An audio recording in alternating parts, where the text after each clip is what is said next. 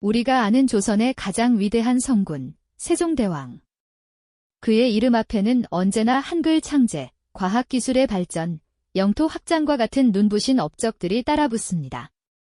마치 처음부터 완벽한 군주로 태어난 듯 그의 초상화는 근엄하고 지혜로운 모습으로 우리를 내려다보고 있죠.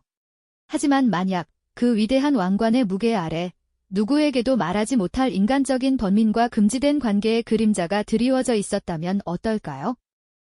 우리가 기억하는 성군의 모습 뒤편, 조선왕조실록이라는 거대한 역사의 기록 속에 희미하게 남아있는 한 여인과의 비극적인 만남은 과연 무엇이었을까요? 이 이야기는 단순한 옛날 이야기나 왕실의 스캔들을 파헤치려는 것이 아닙니다. 오히려 한 인간으로서의 젊은 세종과 당시 조선 왕실이 지키려 했던 엄격한 도덕률, 그리고 그 거대한 파도 속에서 쓰러져간 한 미천한 여인의 운명이 교차하는 지점을 따라가 보려 합니다. 이를 통해 우리는 교과서에서는 결코 알려주지 않았던 세종의 청년기 모습을 훨씬 더 입체적으로 이해하게 될 것이며 역사를 바라보는 새로운 시각을 얻게 될 겁니다. 광화문 광장에 우뚝 선 그의 동상, 그리고 10,000원짜리 지폐 속 온화하지만 위험 있는 얼굴. 우리에게 세종대왕의 이미지는 이처럼 한치의 흐트러짐도 없는 완벽한 군주의 모습으로 각인되어 있습니다. 백성을 사랑하고 학문을 숭상하며 국가의 기틀을 다진 위대한 지도자. 그가 이룬 업적들은 너무나도 찬란해서 왕이 되기 전 그의 젊은 시절, 충녕대군이라 불렸던 한 청년의 인간적인 고뇌를 상상하기란 쉽지 않은 일이죠. 하지만 시간을 거슬러 15세기 초의 경복궁으로 들어가 보면 그곳에는 우리가 아는 완성형 군주가 아닌 아직 성장하고 번민하던 한 젊은이가 있었습니다. 당시 궁궐은 강력한 왕권을 휘두르던 아버지 태종 이방원의 서슬퍼런 기운으로 가득 차 있었죠. 왕자들의 작은 실수 하나조차 용납되지 않는 엄격하고 숨막히는 분위기가 궁궐 전체를 짓누르고 있었습니다. 특히 충녕대군은 맏아들인 양녕대군과 달리 책 속에 파묻혀 지내는 조용한 성품의 소유자였습니다. 그의 서재는 언제나 묵향으로 가득했고 수많은 서책들이 그의 주변을 빼곡히 둘러싸고 있었죠. 밤이 깊도록 촛불 아래에서 책을 읽는 그의 모습은 왕위 계승과는 거리가 먼 그저 학문을 사랑하는 한 명의 왕자처럼 보였을 겁니다. 하지만 그 역시 피 끓는 청춘이었고 대군이라는 신분은 화려한 특권인 동시에 그의 모든 행동을 올가매는 무거운 족쇄이기도 했습니다. 궁궐의 모든 눈과 귀가 그의 일거수일투족을 지켜보고 있었고 개인적인 감정이나 욕망을 드러내는 것은 상상조차 할 수 없는 금기사항이나 다름없었거든요. 바로 그 숨막히는 규율의 한가운데서 역사는 아주 짧지만 의미심장한 기록 하나를 남겨두었습니다. 바로 조선왕조실록에 등장하는 충녕대군과 궁녀 김계란의 만남에 대한 이야기입니다. 기록은 매우 간결합니다. 충녕대군이 궁녀 김계란과 가까이 지냈다는 사실이 발각되었다는 내용, 그것이 전부입니다. 어둠이 짙게 깔린 궁궐의 어느 한적한 복도, 모두가 잠든 시간 인적 드문 곳에서 두 사람은 어떻게 마주하게 되었을까요? 촛불 그림자가 흔들리는 방 안에서 과연 어떤 대화가 오고 갔을까요? 역사는 그 구체적인 장면을 그려주지 않지만 우리는 당시의 분위기를 통해 그 만남이 얼마나 위태로운 것이었는지 짐작해 볼 수 있습니다. 어느 날 이 충격적인 사실을 보고받은 태종의 집무실에는 얼음장 같은 정적이 흘렀을 겁니다. 서류를 넘기던 그의 손이 멈추고 신하를 바라보는 그의 눈빛은 분노를 넘어선 냉혹함으로 가득 찼을 테죠. 그렇게 충녕대군의 비밀스러운 만남은 거대한 폭풍의 눈이 되어 왕실 전체를 뒤흔들기 시작했습니다. 이 사건이 아버지인 태종과 어머니 원경황후의 귀에 들어간 순간 왕실은 그야말로 발칵 뒤집혔습니다. 어전 회의장은 싸늘하게 얼어붙었고 태종의 불호령이 떨어졌습니다.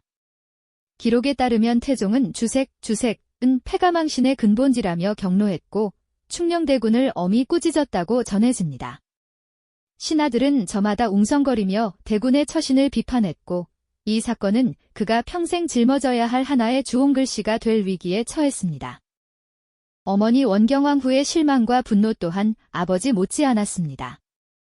그녀는 아들의 어리석은 행동에 크게 상심하며 눈물까지 보였다고 하죠.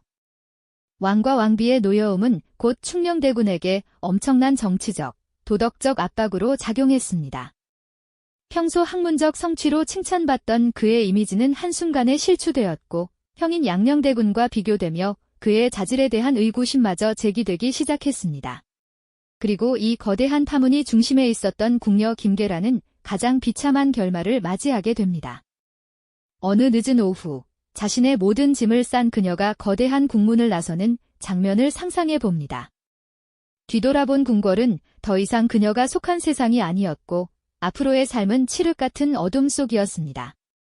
그녀의 쓸쓸한 뒷모습 위로 권력의 냉혹함과 한계인의 무력감이 무겁게 내려앉고 있었습니다. 이 뼈아픈 사건은 젊은 충녕대군의 삶에 지울 수 없는 흔적을 남겼습니다. 그는 이 사건을 통해 개인적인 욕망을 따랐을 때 어떤 끔찍한 결과가 초래되는지, 그리고 왕족이라는 신분이 얼마나 무서운 책임감을 동반하는지를 온몸으로 깨닫게 되었을 겁니다. 아버지 태종의 서슬퍼런 분노와 어머니의 눈물, 자신을 향해 쏟아지는 비난의 화살들 속에서 그는 깊은 고뇌에 빠졌습니다. 자신의 순간적인 감정이 한 여인의 인생을 송두리째 망가뜨렸다는 죄책감 또한 그를 괴롭혔을 테죠.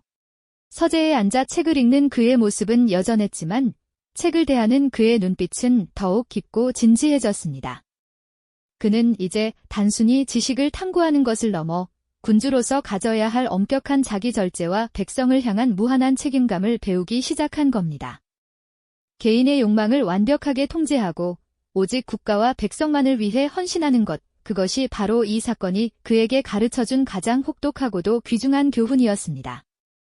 시간이 흘러 왕위에 오른 세종은 일생 동안 스스로를 엄격하게 다스리며 성군해 한 시대의 왕과 한 미천한 궁녀의 짧고 금지된 만남이 남긴 파장은 오늘날 우리에게 역사를 움직이는 것은 거대한 사건만이 아님을 이야기해주는 것은 아닐까요? 이 이야기가 흥미로우셨다면 구독과 좋아요로 저희 채널을 응원해주시기 바랍니다. 다음 시간에는 세종대왕의 또 다른 숨겨진 이야기, 역병과 기근 속에서 백성을 구하기 위한 그의 처절한 노력에 대해 더욱 깊이 알아보겠습니다. 우리가 아는 조선의 가장 위대한 성군, 세종대왕. 그의 이름 앞에는 언제나 한글 창제, 과학기술의 발전, 영토 확장과 같은 눈부신 업적들이 따라붙습니다. 마치 처음부터 완벽한 군주로 태어난 듯 그의 초상화는 근엄하고 지혜로운 모습으로 우리를 내려다보고 있죠. 하지만 만약 그 위대한 왕관의 무게 아래 누구에게도 말하지 못할 인간적인 번민과 금지된 관계의 그림자가 드리워져 있었다면 어떨까요? 우리가 기억하는 성군의 모습 뒤편, 조선왕조실록이라는 거대한 역사의 기록 속에 희미하게 남아있는 한 여인과의 비극적인 만남은 과연 무엇이었을까요? 이 이야기는 단순한 옛날 이야기나 왕실의 스캔들을 파헤치려는 것이 아닙니다.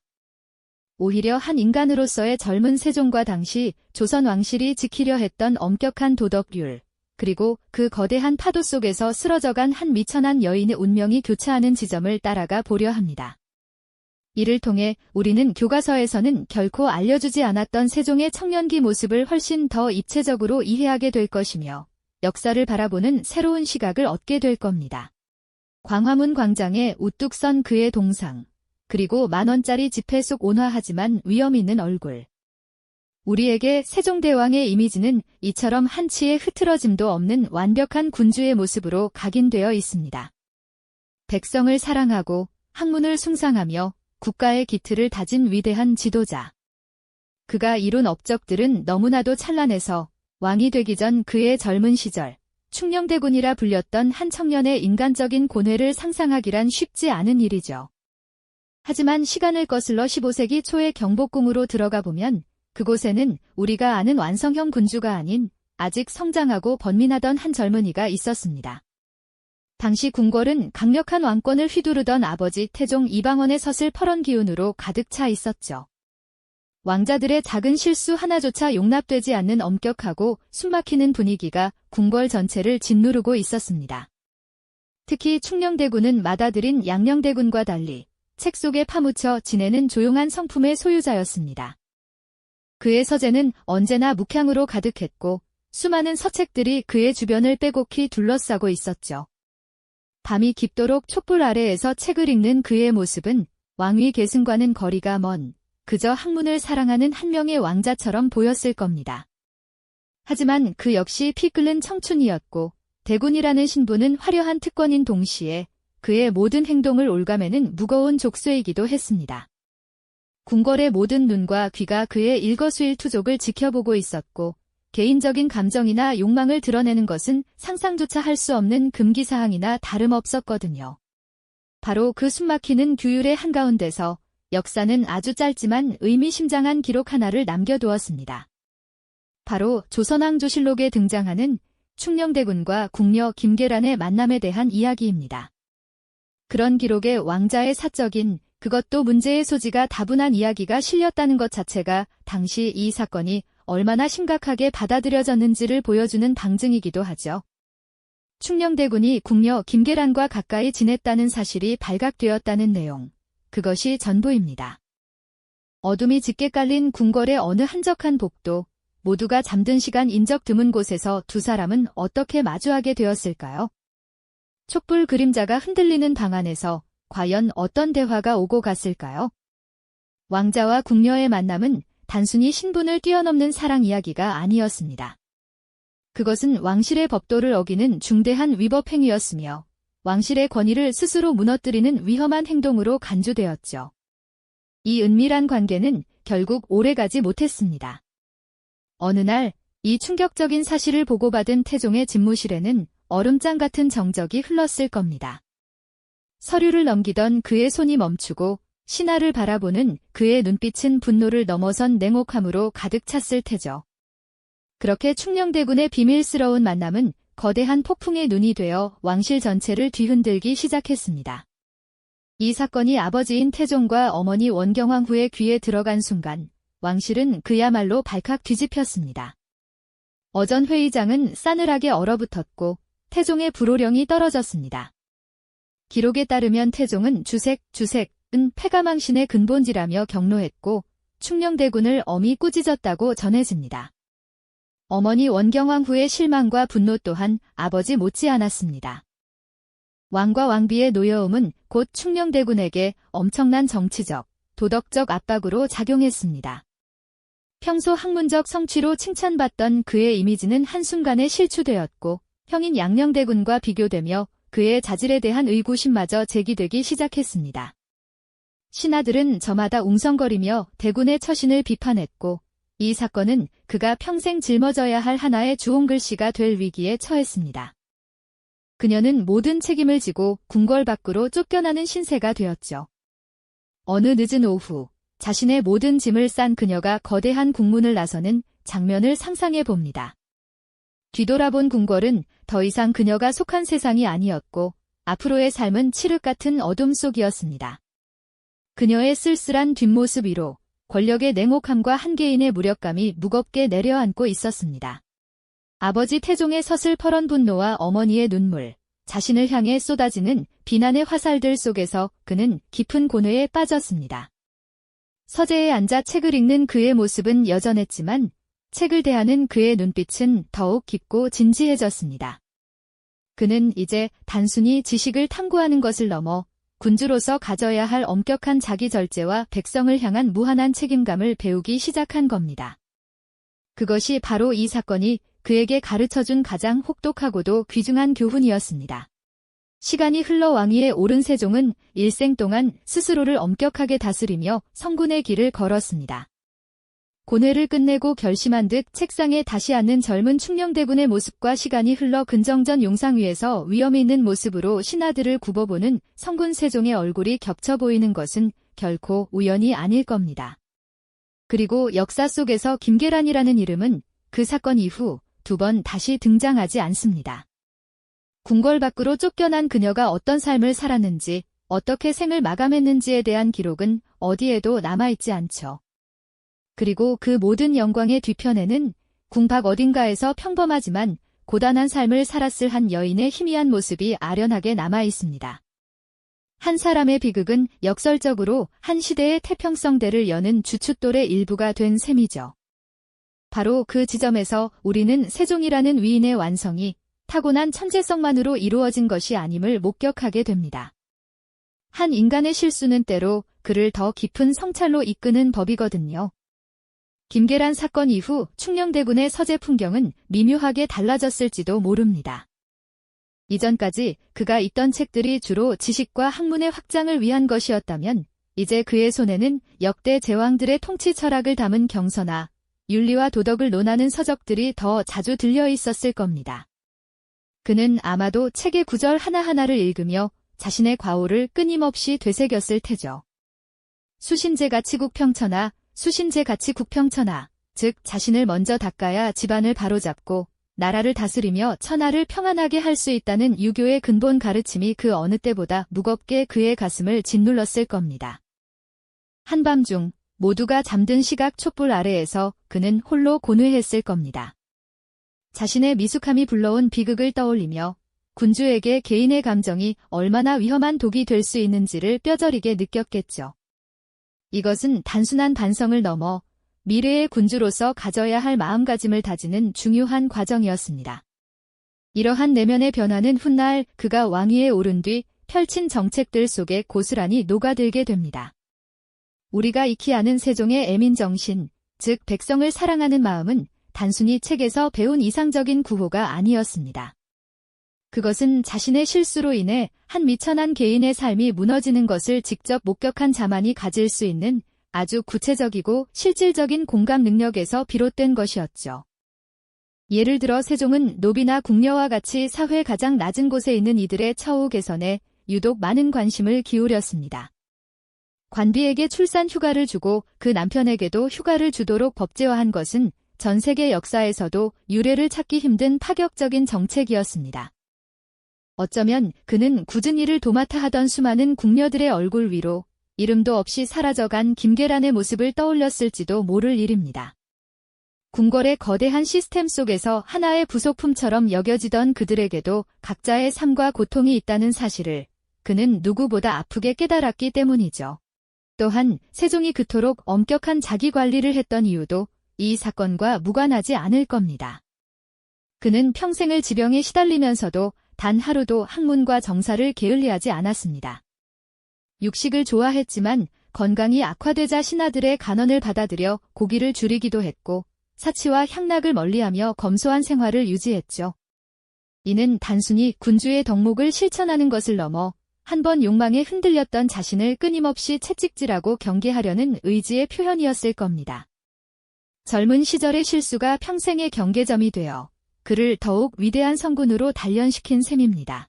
역설적이게도 김계란이라는 한 여인의 희생은 세종이라는 군주가 개인의 욕망을 넘어 공적인 책임감을 완성하는 데 결정적인 계기를 제공한 것이죠.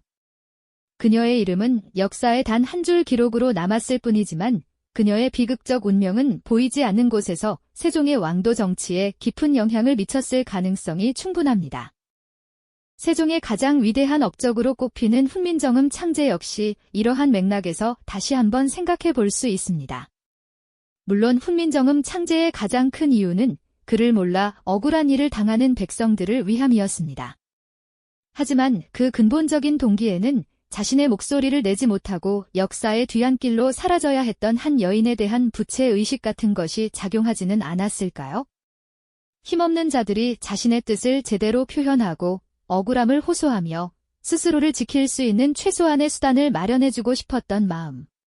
그것이야말로 세종이 추구했던 애민정치의 핵심이었고 그 시작점에는 젊은 날의 아픈 기억이 자리하고 있었을지도 모릅니다. 결국 세종대왕의 위대함은 처음부터 모든 것이 완벽했기 때문이 아닙니다. 오히려 그는 인간적인 실수와 번민을 겪었고 그 고통스러운 과정을 통해 배우고 성장하며 스스로를 완성해 나간 군주였던 거죠.